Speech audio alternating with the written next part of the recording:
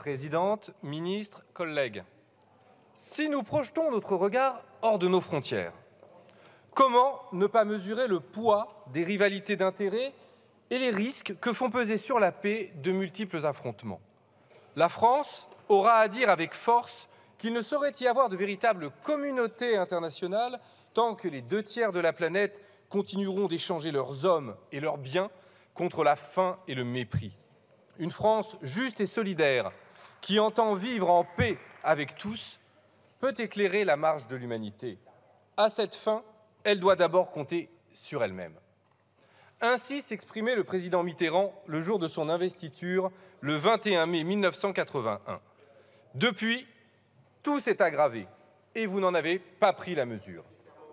La terrible invasion de l'Ukraine par la Russie, le bouleversement climatique, les crises financières provoquées par le capitalisme devrait être le moment d'une telle prise de conscience. La nécessité d'une France indépendante pour défendre la paix, faire face aux catastrophes climatiques et garantir notre souveraineté. Il fallait permettre à la nation tout entière de s'unir derrière cet objectif. Vous ne lui en avez pas donné les moyens. Aucun débat digne de ce nom. Une misérable revue nationale stratégique bâclée. Notre pays relégué au rang d'allié exemplaire de l'Alliance atlantique. Caricature des caricatures, vous nous avez refusé un livre blanc que la loi appelle maintenant de ses vœux. Cette LPM devait être une loi d'urgence pour se préparer à un engagement majeur. Mais il a fallu attendre l'intervention du Parlement pour que les marges que vous nous proposiez ne soient pas, inflation déduite, inférieures à celles que nous avions programmées en 2018. Maintenant, ce sont les mêmes. Au final, vous suivez le mouvement général et militarisez les nouvelles frontières de l'humanité. Il était temps d'agir dans ces domaines, nous vous le disions depuis des années. Mais vous refusez, en parallèle, d'agir pour un traité de démilitarisation de l'espace ou pour un droit international cyber. Vous refusez donc d'œuvrer pour la paix. C'est une occasion manquée. Cette loi de programmation militaire aurait dû permettre d'anticiper les crises induites par le bouleversement climatique et préparer l'après-pétrole. Il n'en a rien été. Vous avez balayé d'un revers de main tous nos amendements, pourtant de bon sens.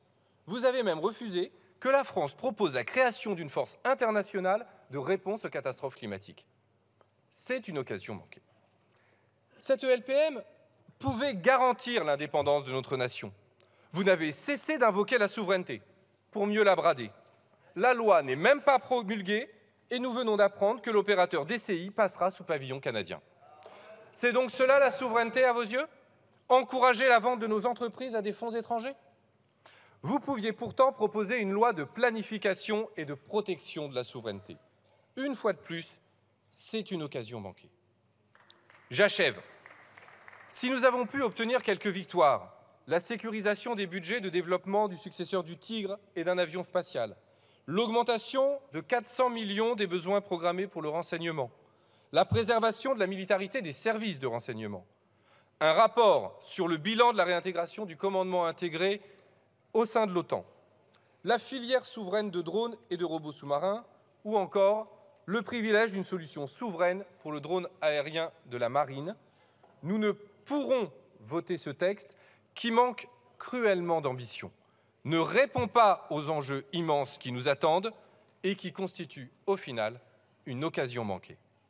Rendez-vous donc lors des différents débats budgétaires pour réellement donner aux armes de la France, aux femmes et aux hommes qui les servent, les moyens de défendre la paix et la patrie.